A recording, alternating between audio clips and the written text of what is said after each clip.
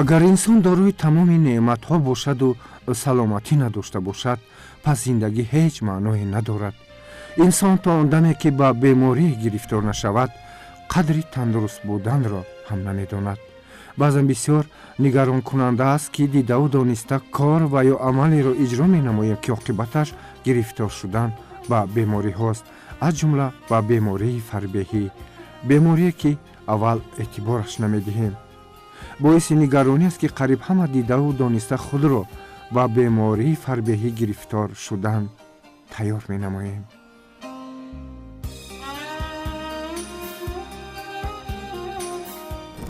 тибқи омор айни ҳол дар ҷаҳон беш аз 1 миллиард нафар одам бо вазни зиёдатии умр ба сар мебарад ки 50% он гирифтории бемории фарбеҳӣ мебошад ва ҳамин гуна мутахассисони соҳа ҳушдор медиҳанд ки то соли 2050 ин миқдор то даҳчанд меафзояд ки барои тамоми аҳолии сайёра як хатари ҷиддиеро ба миён овардааст. иллати фарбеҳӣ алҳол дар байни сокинони ҷаҳон беш аз 25%-ро ташкил менамояд. дар мамлакатҳои аврупои ғарбӣ 15%, дар русия 30%, дар мамлакатҳои тараққикардаи шарқ 10 то 16% ва дар иёлоти муттаҳидаи амрико 30 то 36%, аз ҷумла дар байни кӯдакон ва ҷавонон 25%-ро ташкил менамояд. аз рӯи пешбинии олимон, шумораи беморони гирифтори фарбеҳӣ сол то сол дар сайёра меафзояд.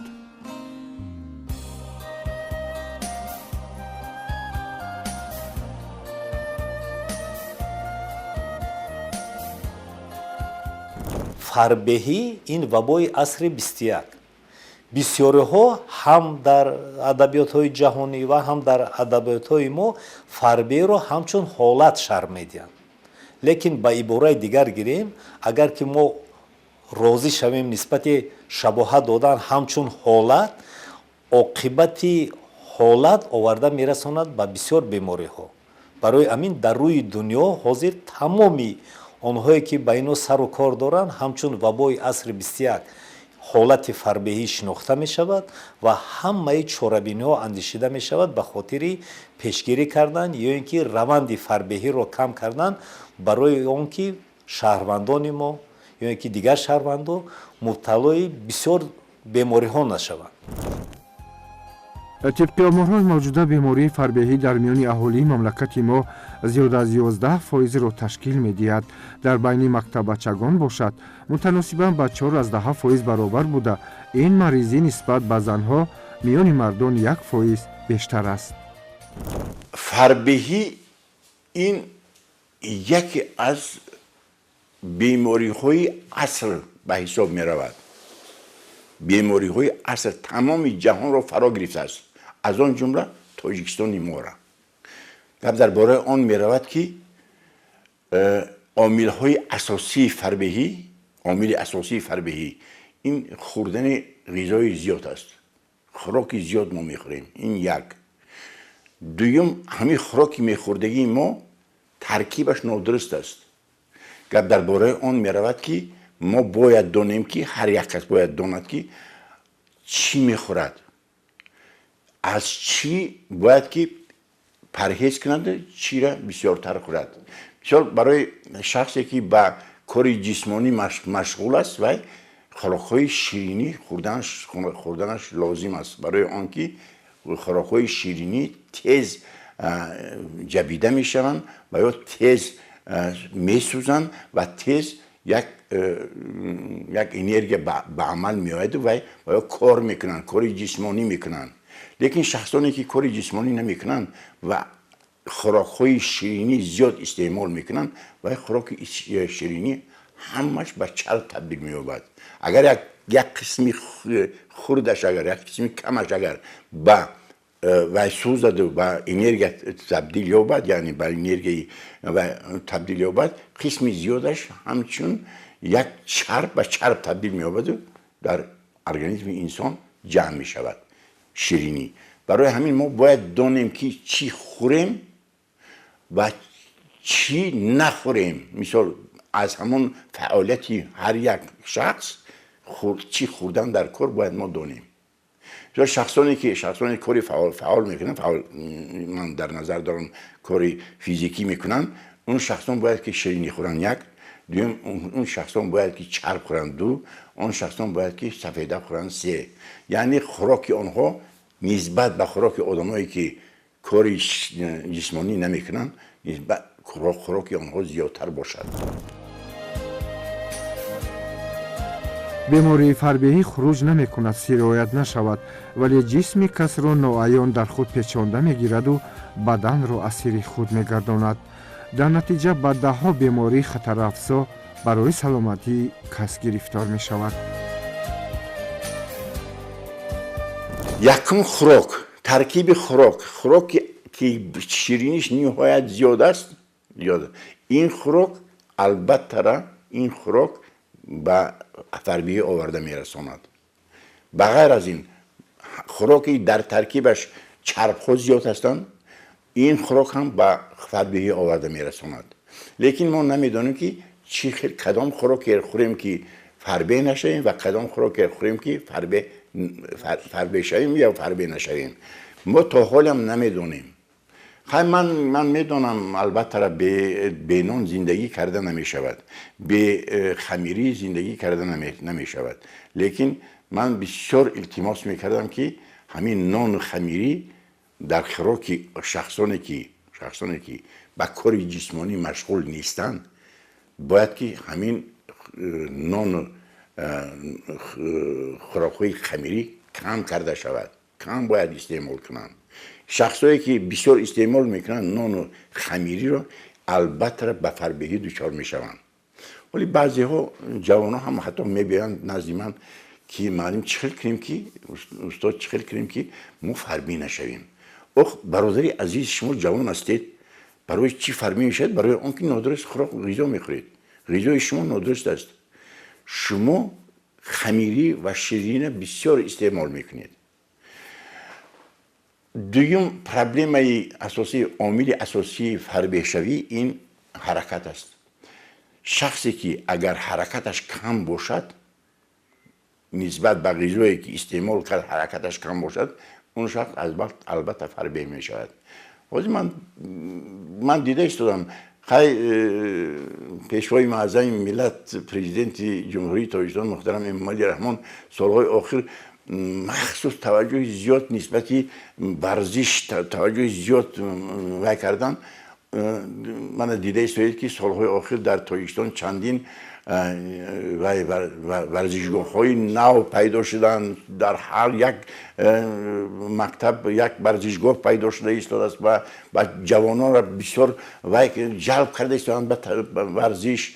در تاجیکستان چقدر وای می شود در سطح جهانی وای می شود ورزش‌های جهانی مانند گوشتین به قریب دو مراتب گوشتی شد.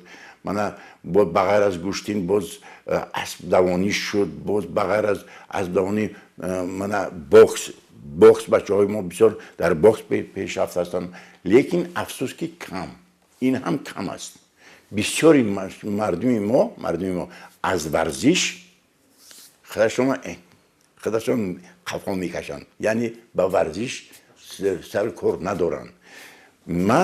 فکر من همین است که غذا خوردید، شما باید دانید که چقدر غذا خوردید.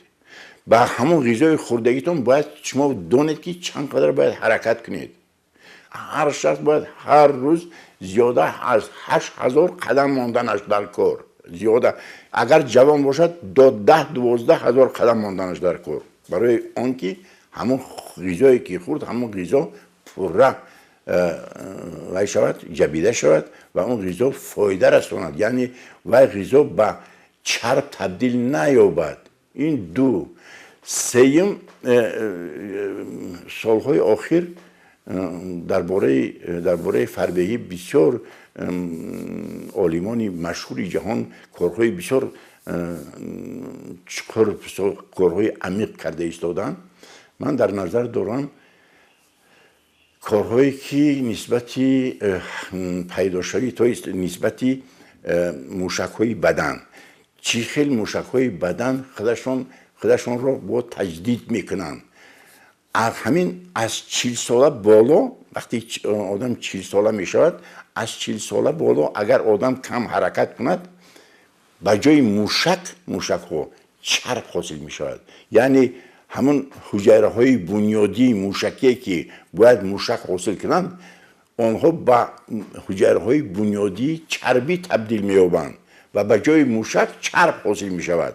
برای همین فکر من از شخصی که از 40 گذشته ایستاده است باید فکر کند که در آینده اگر حرکت نکند وی آهسته به فربگی آورده میرساند، بدنی خود را به فربگی آورده میرساند. برای همین از همین من فکر دارم که از 15-20 سالگی سر کرده باید جوانو به ورزش باید یک داشته باشند، توجه زیاد باید داشته باشند و دائما حرکتشان به ورزش باشد. ورزش باشد اگر غذای میخوردگی که شما میخورید غذا پره وای میشود، پره جبیده میشه، هضم میشود، یگان وای به ارگانیسم شما یگان ضرری نمیرساند. لیکن افسوس که همین 55 تا 60 میرود آدم سر میشود فربگی. بیماری فربگی به کس امکان نمیدهد که برزیدش مبارزه برد، زیرا بی‌حوصلگی و کمقوتی و اشتهای پیهم خاصی رفتار و کردار باشد. وقتی که شهروند مراجعت کرد تشخیص‌های ایلوگی، اگر در تشخیص‌های ایلوگی چربزیرکنی جگر باشد باید آدم از پشت کم کردن چربزیرکنی حالت جگر شود، یا اینکه با عبارت دیگر به زبان ما استیاتوگپاتیت میگویند یا که استیاتوز جگر میگویند. برای چی؟ به خاطر که وقتی که دور و دراز چربزیرکنی به یک درجه معین آورده میرسد آهسته دویم مرحله تباهشوی کار بافته جگر پیدا می شود. یعنی این فیبروز جگر نام دارد.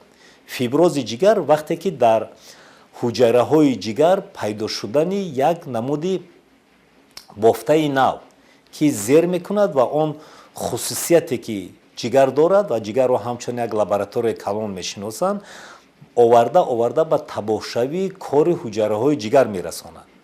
درجه 3-4 فیبروز جگر خواهیم نخواهیم اگر به شرطی که یگان چاره دیده نشود آورده میرساند به سیروز جگر، به تباهشوی کار بافته جگر. شرط نیست که آدم ویروس داشت یا اینکه ویروس نداشت. بسیاری ها تکیه میکنند به آن که گپاتیت مزمن گذراندگی هستند یا اینکه بعد گپاتیت شدید اگر که در جگر کار جگر اگر در سطح حجروی ویران شدگی باشد، لیکن این را فراموش میکنند که چربزیرکنی جگر آورده رساند به فیبروز جگر، فیبروز جگر آورده رساند به سیروز جگر و دور و دراز سیروز جگر در مرحله دکامپنساسیون یا که در مرحله آخران آورده میرساند به بیماری های آماس جگر. متخصصان توصیه میدهند که جهت پیشگیری بیماری فربگی نسبت به غذای چربدار باید محصولاتی که از ارد نوع دوم و سوم تیار کرده می شود هرچی بیشتر استعمال نماییم. ولی سخن دیگر و متاسفانه عمل دیگر است، زیرا یک تنبلی خاص تدریجاً آدمان را فرا میگیرد. چرا؟ زیرا ایندوستریاهای رشد جهانی وابسته به تکنولوژیا و فناوری ها دیگر به کس امکانی به خود مشغول شدن را نمی دهد و آدمان را تا رفت قربان نفس می گردانند. بیماری است که نوعیان کس به آن گرفتار می شود و دیده و دانسته به سوی آن راه می کشاید. این بیماری فربگی است و کس نوعیان به آن گرفتار می شود و در اول اعتبار نمی دهد و گمان می کند که همه بی خطر است. ولی بیماری فربگی به قول متخصصان ساحه طب عامل بیماری های خیلی زیاد است و گفتن ممکن است که عامل وارد کننده بیشتری بیماری ها به ارگانیسم انسان این بیماری فربگی می باشد. оё сохторҳои вазорати тандурустӣ ва ҳифзи иҷтимоӣ дар ин хусус дар байни аҳолӣ ягон назарсанҷӣ гузарониданд? агар чунин кор сурат мегирифт, ҳатман дар ин бора мегуфтанд. агар саволҳо ҳам басоодӣ мебуданд ба монанди чаро аз истифодаи хамиртуруши анъанавии бехавф даст кашидаем? барои чӣ аз маҳсулоти бехатар хеле кам ғизо мепазем? чаро пиёдагардӣ ва кам хӯрдан баъд аз синни 40 солагӣ зарур буд?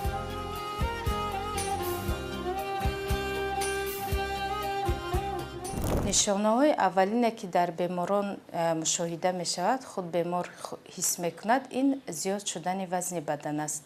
ва дуюм, он бемор тез мондашавиро ҳис мекунад ва ҳангоми ба баландиҳо баромадан ё ин ки ба зинапояҳо баромадан нафастангӣ, тез нафастангиро ҳис мекунанд ва ташнашавӣ, хушк шудани даҳон, онҳо бо ин шикоятҳо ба мо муроҷиат мекунад ва пас аз ташхисҳо маълум мегардад ки дар бемор зиёд шудани вазни бадан ё бемории фарбеҳӣ ки ба бемориҳои диабети қанд, бемориҳои фишор баландӣ ё ин ки бемориҳои дил, сактаи майнаи сар ё сактаи дил, чарбзеркунии ҷигар ё ин ки фарбеҳ шудани ҷигар, ба панкреатитҳои музмин, ин беморӣ ҳамаш аломатҳо ё ин ки бемориҳои аз зиёд шудани вазни бадан ё фарбеҳӣ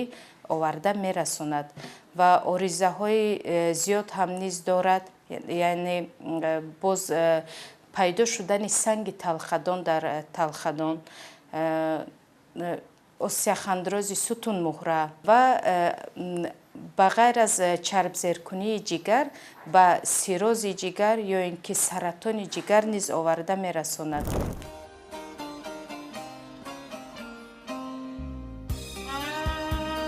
бино ба таъкиди табибон ҷиҳати пешгирии бемории фарбеҳӣ дар баробари дигар корҳо бояд аз хӯрдани хӯрокҳои тезтайёр даст кашид, зеро тибқи далелҳои оморӣ таркиби хӯрокҳои тезтайёр зиёда аз 1000 килокалорияро ташкил медиҳад.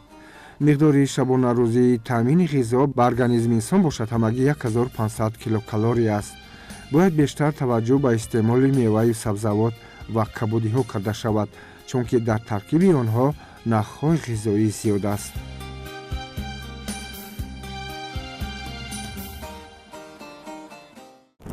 пеш аз ҳама ғизои кам хӯрдан дар кор.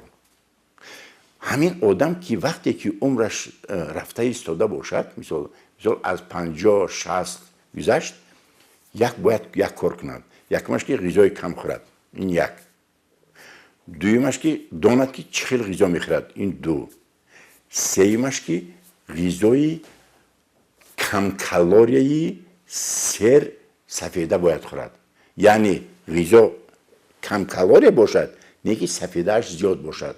дар шахсоне ки аз 50-60 боло ҳастанд, ин шахсон бояд ки дар таркиби ғизошон ширинӣ кам бошад, қанд кам бошад, дар таркиби хӯрокашон чарб кам бошад, равған кам бошад ва таркиби хӯрокашон сафеда зиёдтар бошад. ана он вақт ин шахсон метавонанд ки пешгирӣ кунанд, якумш фарбеҳиро пешгирӣ кунанд, дуюмаш пайдошавии диабети қанду фишорбаландиро пешгирӣ кунанд. агар ин корро накунанд, оҳиста ҳамашон ҳам ба диабети қанд, ҳам ба фишорбаландӣ, албатта фарбеҳӣ ҳаст, ба фарбеҳӣ дучор мешаванд. ба ғайр аз ин ман гуфтаи ҳастам ки фарбеҳӣ ба чӣ оварда мерасонад? ба камшавии ҳаҷми қувваи мушакҳо оварда мерасонад. одамони фарбеҳ ҳаракаташон суст мешавад. як. дуюм, одамои фарбеҳ як чӣ гӯям ман, ҳаҷми мушакҳои бадан, асосан мушакҳои дасту пой кам мешавад ҳаҷм. ба ғайр аз ин қувваи мушакҳо кам мешавад. барои ҳамин хел одамо аз ҷошон хиста наметавонанд. ҳамин хел одамо ҳаракат карда наметавонанд. дуруст. لیکن به همین نگاه نکرده من گفتم باید این شخصان همین خیلی پرهیزی کالری پست و سفیده زیاد استعمال کنن و حرکت از همه اساس حرکت است حرکت نباشد شما البته فربه میشوید میگویند هر درد را دوایی است. در این راستا بیماری فربهی نیز استثنا نیست، زیرا آن نیز تبابت شونده است و برای این تنها اراده قوی لازم میباشد.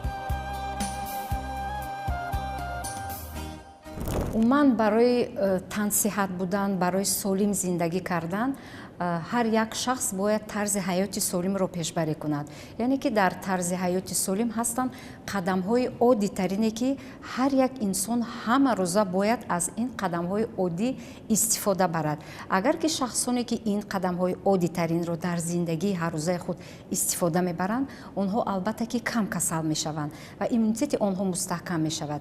یعنی که هر یک شخص باید غذای سالم استعمال کند، خوابی درست داشته باشد، از عادت‌های بد دست کشد و گیگین شخصی و جمعیتی رو رعایت کند و اینچنین به ورزش باید مشغول باشد. یعنی که هر یک انسانی که اگر به ورزش مشغول می شود البته ایمونیته او در اول مستحکم می شود و همون گردش خونی که ما همه روزه اگر با آب و تاب بدن مشغول شویم و هر روز پیاده‌گردی کنیم، علم طب میگوید که هر یک انسان حداقل باید در یک روز 30-40 دقیقه باید پیاده‌گردی کند. یعنی پیاده‌گردی در موردی که انسان پیاده میگردد زیاد ارگانیسم خود را آب و تاب میدهد، در این مورد چی میشود؟ یعنی که ایمنیته انسان مستحکم میشود و گردش خون نیز خوب میشود، برآمده میشود و ارگانیسم میتواند با بیماری‌های سرایتی و غیر سرایتی مبارزه برد. یعنی که امروز ها بینید ما از غذاهای زیادتر رو به غذاهای ناسالم آوردیم. یعنی که امروز فرق نمیکنند غذای سالم چی است، غذای ناسالم چی است. هر یک شخص باید در اول به خاطر سالم بودنش در راسیون خود غذاهای سالم را جاری کند. یعنی که به غذای سالم چی داخل می شود؟ زیادتر میوه و سبزیجات استعمال کند، زیادتر از آنمون محصولات های دانگی، یعنی که از قبیل لوبیا، نسک، ماش، این محصولات های طبیعی خودمان می باشد که گروهی آنمین تمام میکرو الیمنت های ضروری که به انسان ضرور است تامین میگرداند و انسان میتواند در دوام روز خود را روحش را بالیده حس کند و انرژی داشته باشد. هنگامی که ما اگر از خوراک های تستیار استفاده میبریم، از محصولات های سرروغن یعنی از محصولات های زیاد نانی استعمال میکنیم و به جای تشنه شکنی آب های شیرین گازدار استفاده میبریم، در این مورد البته همین ارگانیسم یعنی که مبادله ماده ها خوب به کار نمیروند و ارگانیسم الکی آهسته به وزن زیادتی گرفتن را شروع میکند. یعنی که هنگامی که ما زیاد این خوراک ها رو استعمال کردیم وزن زیادتی میگیریم.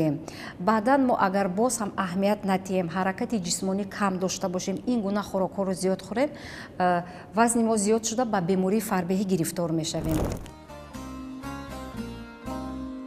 طبق توصیه طبیبان اگر کس به بیماری فربهی گرفتار شد باید دلپرانه راه‌های پیشگیری آن را رعایت نمود و سلامتی را برقرار کرد و یا اگر سالمیم پس میباید معیار خوراک خوری را رعایت کرده با بیماری مذکور روبرو نشویم. عموما در همه حالت لازم است که محافظ سالمی خود باشیم.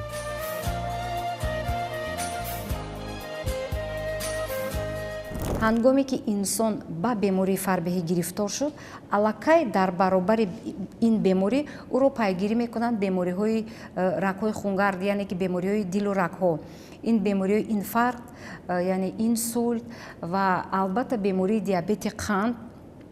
در حالتی که اگر انسان الکی بیماری فربهی گرفتار شد، این گونه بیماری ها او را پیگیری میکنند و عموما به حالت روحی و روانی انسان هم این حالت ها تاثیر منفی خود را میرسانند. ва инчунин ҳар як инсон бояд дар зиндагии худ гигиенаи шахсии худро риоя кунад. яъне ки ин ҳам метавонад яке аз омилҳои пайдо шудани бемориҳо шавад. инсон бояд албатта ҳама рӯза тани худро пок нигоҳ дорад, либосҳои таҳпӯши худро иваз кунад ва дасту дандону гӯшҳои худро ҳама рӯза бояд тоза карда истад ва рахти хоби худро дар як ҳафта албатта ки хубу тозаву намнок нигоҳ дорад.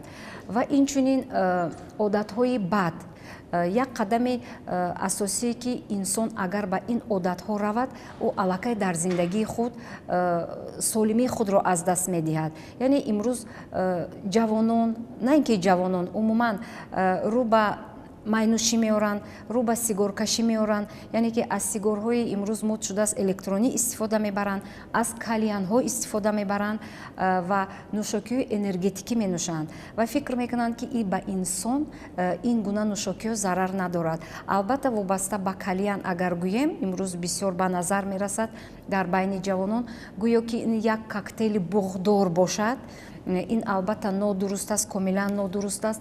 ҳангоме ки чизе ки аллакай дуд шуд, ин аллакай худ як реаксияи химиявиро ба вуҷуд меорад.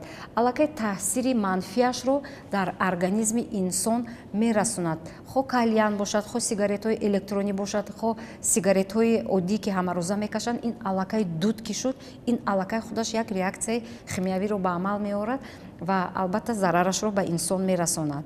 ва ба ҳамин хотир ман ҳамчун тарғибгари тарзи ҳаёти солим ба ҳама шаҳрвандон тавсия медиҳам ки умуман дар зиндагии худ реҷаи дурусти анамин тарзи ҳаёти солимро ба роҳ монанд. ва як чизи қадами асосии дигар ин реҷаи дурусти хоб мебошад. имрӯз бинед мо зиёд аз телефонҳои мобилӣ истифода мебарем, яъне ки пеш аз хоб мо аз телефони мобилӣ истифода мебарем. ҳангоме ки бинед илми тиб имрӯз исбот кардааст, яъне пешбарӣ мекунанд ки хоби солимтарин ин як вақту соати муайяни худро дорад. бояд инсон аллакай аз соати 10 аллакай бояд хоб бошад то 11. барои чӣ? чунки дар ин марҳила анамон ҳормонҳое ки организм ҳосил мекунад дар анамин марҳилаи шаб ҳосил мешавад дар организми инсон. ҳангоме ки ин марҳиларо мо аз даст метем, албатта аллакай ба иммуни системаи мо зарарашро мерасонад. чунки анамон телефони мобилӣ ки мо шаб истифода мебарем, вай чашмони мо ҳамон гуна рецепторҳое дорад ки равшаниро ба худ қабул мекунад, дохили организм мекунад ва анамон гормоне ки иммунитети моро мустаҳкам мекунад, иҷозати ҳосилшавии ҳамон гормонро анамин телефони мобилӣ, яъне ки равшани ҳамин телефони мобилӣ пеш аз хоб иҷозат намедиҳад ва дар организм мешавад вайроншавии анамин ҳормонҳо дида мешавад. ва дар баробари ин бояд инсон 7-8 соат хоби солим дошта бошад ки ӯ метавонад аллакай субҳ бо як рӯҳи болида аз хоб хезад ва умуман вақте ки инсон 7-8 соат хоби пурраи худро мегирад, вай метавонад дар давоми худ энергия, дар давоми рӯз аллакай пурэнергия бошад.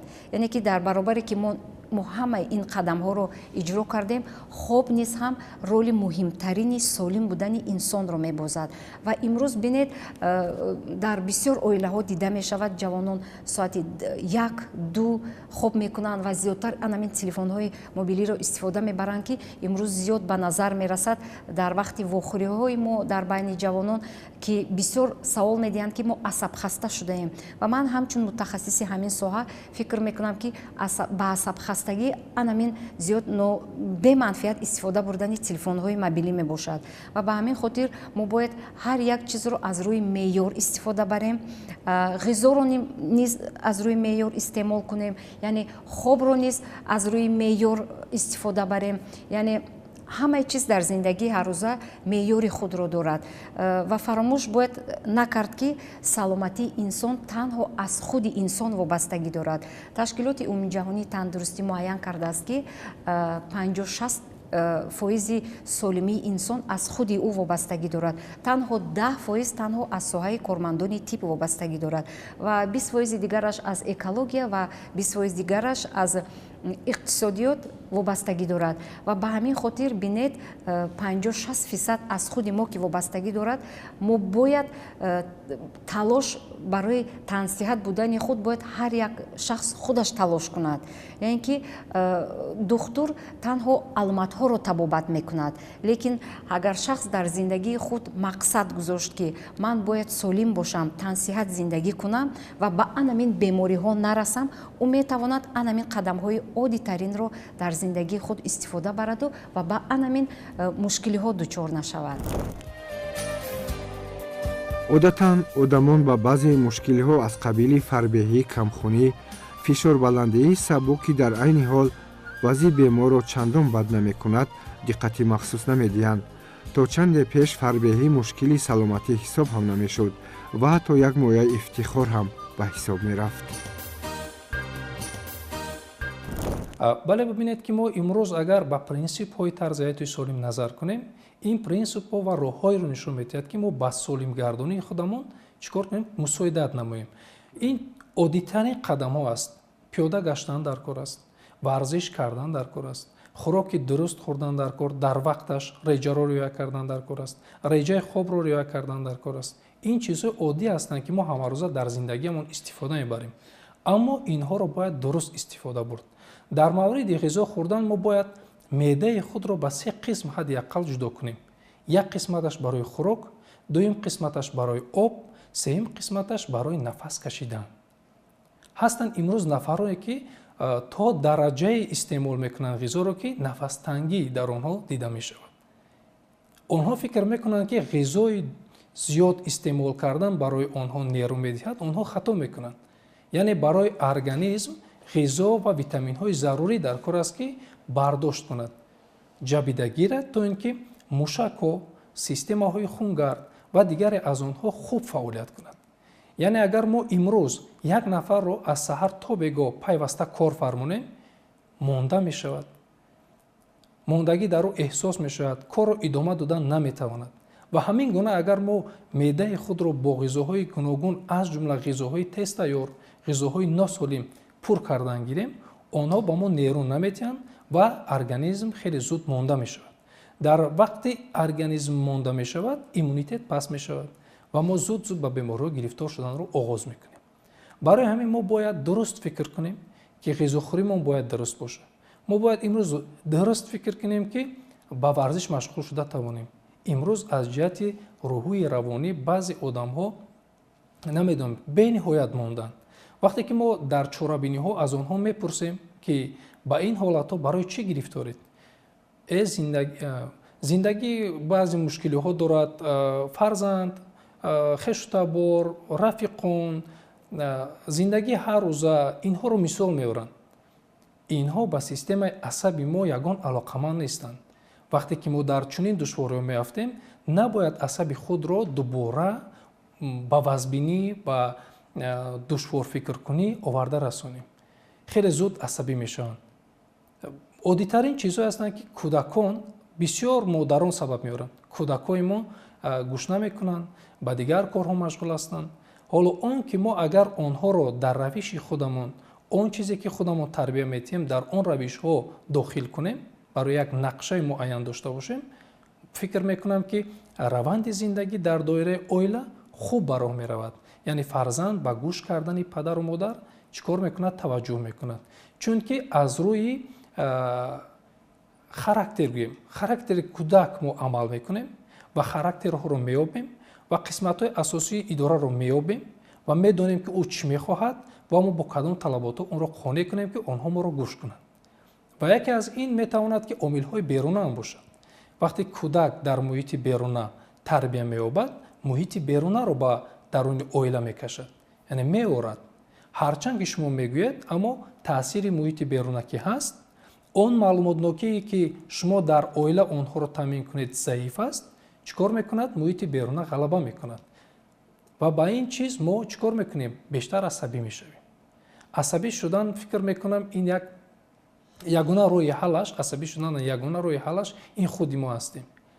ҳастанд бисёр доруҳо ва дигар тавобатҳое ҳастанд ки табибон мефармонанд, лекин табиби ҳар як шахс ин худи шахс аст.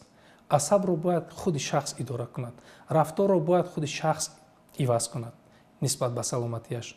агар имрӯз мо дар зиндагиён нақшагузорӣ дошта бошем ки бале ғизоро бо меъёр мехӯрем, ғизои солим мехӯрем, бо варзиш машғул мешавем, яъне муҳим нест. ҳастанд бисёр сабабҳое ҳастанд ки онҳо мегӯянд ки мо наметавонем варзишгоҳ равем, мо ба варзиш машғул шавем.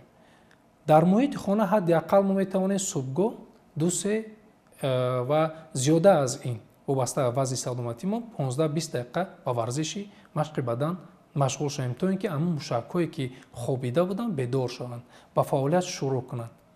ва агар системаи асаб имрӯз хуб фаъолият кунад, тамоми организма идора карда метавонем, яъне беморшавӣ дар мо кам дида мешавад.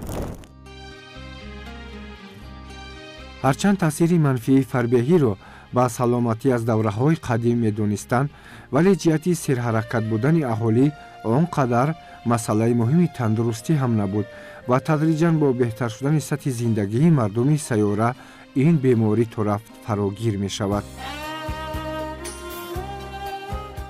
عامل‌های اساسی فربگی این استعمال غذای زیاد است.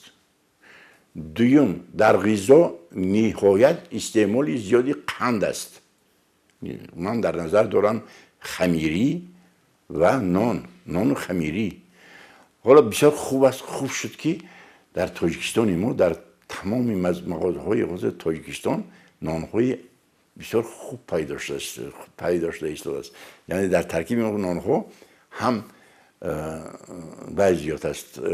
در ترکیب نان‌ها پیکتین زیاد است. در ترکیب آن نان‌های جو از آرد جو نان پخته است. در اون نان‌ها نهایت بافته‌های رستنگی زیاد است.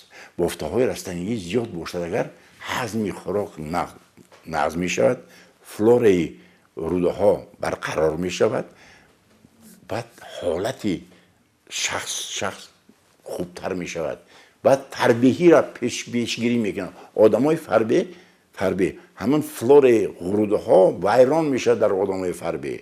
برای همین غذایی که می خورند و غذا پوره هضم نمی شود، در روده ها می ایستد. назария илмии зарари вазни барзиёдии бадан танҳо аз ҳолҳои сеюми асри 20 оғоз шудааст. алҳол зеҳният ба ин падида комилан тағйир ёфтааст ва илми тиб то чӣ андоза ба саломатӣ зарар доштани онро исбот намуда, вале дар пешгирии он оҷиз ҳам мебошад. суханони муолиҷапазир будани он бештар ба як шиёр шабоҳат дорад, зеро хеле одамони кам ба фарбеҳӣ ҳамчун беморӣ менигаранд. мо аз тарафи муассисаи давлатии пажӯҳишгоҳи гастроэнтерология давоми 10 сол аз бойгонии муассиса ҳамон таърихони бемориро ҷамъ кардем ва вазни зиёд назар ба мардҳо дар занҳо зиёдтар мушоҳида мешуд ва зиёдтар дар аҳолии шаҳрнишинҳо, занҳо зиёдтар мушоҳида мешуд ва шахсоне ки муроҷиат мекунанд бо вазни зиёд ва бо ин бемориҳо мо тавсия метиҳем барои кам кардани вазни бадан парҳезиҳоро низ тавсия мекунем ва онҳо боз қабул карда он тавсияҳоро дар давоми 3-6 моҳ боз такроран боз муроҷиат мекунанд. дар бисёре аз онҳо кам шудани вазн бар назар мерасад ва онҳо ба ғайр аз ин тавсияҳои мо тавсияҳои табиби дил, тавсияҳои табиби эндокринолог барои қанд, бемории диабети қандашон низ ҳам қабул мекунад ва фишори хунашон, қанди хунашон, вазни баданашон ва назорат карда мешавад. онҳо низ баъди табобат, баъд аз парҳезӣ, баъд аз машқҳои ҷисмонӣ низ худро беҳтару хубтар ҳис мекунанд. имрӯзҳо аз лиҳози зебоишиносӣ ба қомати мавзун афзалият дода мешавад. инчунин одатан одамони газгӯш чолоканд ва табист ки ба бемории фарбеҳӣ тобоваранд. бубинед ки имрӯз агар як шахс бемор шавад, бистарӣ шавад, бовар кунед баъд ба қадри ан ҳамун саломатие ки дошт мерасад. ба ғайр аз ин агар дар як оила бошанд, оиладор бошанд, нигаронии фарзанд, нигаронии падару модар, нигаронии бародар, хоҳар ва дигарон нисбати ӯ зиёд мешавад. вале бубинед ки сарчашмаи асосии ҳамин гуна бемориҳо ин бетаваҷҷӯҳӣ нисбат ба саломатӣ аст. мо имрӯз бояд иқрор шем ки мо ба дигарон, ба корҳои дигарон мерасем, албатта ки ин хуб аст, вале гап агар сари саломатӣ биравад, мо барои худамон вақт намеёбем, ки ин аз нуқтаи назари тиб бениҳоят як таҳлили душвор мехоҳад. вале имрӯз мо дар байни ҷомеа бевосита дар бораи пешгирии бемориҳо ва тарғиби рафтори онҳо гап мезанем, суханронӣ мекунем ва ҳастанд нафароне ки онҳо аз ҳамон рӯ сар карда нисбат ба саломатии худ таваҷҷӯҳро зиёд мекунанд. ҳастанд нафароне ки ба ин чиз он қадар таваҷҷӯҳ намекунанд, ё ки дар мавриди суҳбату вохӯриҳо гузаронидан онҳо банданд бо телефонҳои худ, бо фикрҳое ки онҳо чӣ кор мекунанд, оянда корбарӣ кунанд. вақте ки мо дар суҳбату вохӯриҳо масъалаҳои асосӣ, принсипҳои тарзи ҳаёти солимро гуфта мегузарем ки омилҳои пешгирикунандаи бемориҳои чӣ фарбеҳӣ, диабети қанд ва дигаре аз инҳо, ҳатто саратон ва дигаре аз онҳо ҳаст, онҳо бояд истифода кунанд аз он маълумотое ки мо ба онҳо мерасонем. имрӯз марказҳои ҷумҳуравии ташаккули тарзи ҳаёти солими вазорати тандурустӣ, марказҳои ташаккули тарзи ҳаёти солими вилоят ва шаҳру ноҳияҳо ҳамарӯза дар байни омма чорабиниҳои оммафаҳмонӣ нисбат ба пешгирии бемориҳои сироятӣ ва ғайри сироятӣ мегузаронанд. ва ин чиз дақиқ аст, далел аст ва мо ин чизро дар саҳифаи иҷтимоии фейсбук дастрас мекунем, то ин ки аҳолӣ аз он чиз бархурдор шавад. маълумотҳои муфассал дар он ҷо ҷойгир аст. агар ман гӯям ки имрӯз сар зананд ба он саҳифаҳое ки мо дар раванди тандурустии мардум маълумотҳои дақиқ он ҷо ҷойгир мекунем, намедонам, шояд барои онҳо мушкил бошад тариқи ҳамин гуна сомонаҳо пайгирӣ кунанд саломатии худашонро. валекин агар ба онҳо гӯем ки имрӯз чандин соат дар телефони худ баъзе видеороликҳое ҳастанд ки ба манфиати шахс нест, ба манфиати саломатӣ нест, тамошо кун, онҳо завқманди тамошои ҳамон ҳастанд. валекин шумо бояд имрӯз мо аслан бибинед, мо имрӯз бояд дарк кунем ки принсипҳои тарзи ҳаёти солим ин ягона роҳ аст ки мо худамонро солим гардонем, яъне реҷаи хоба дуруст кунем, ба варзиш машғул шавем. фарбеҳӣ яке аз бемориҳои музмини паҳншуда буда бо ҷамъшавии чарбу дар организми инсон ки боиси афзудани вазни бадан мегардад ифода меёбад. якум узве ки дар он узв чарб ҷамъ мешавад ин ҷигар аст.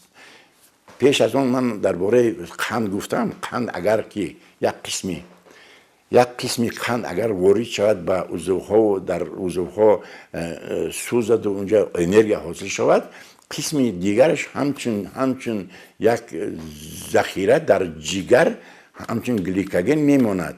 лекин агар зиёд шавад миқдори гликоген, миқдори қанд агар зиёд шавад дар ҷигар ва ба чарб табдил меёбад.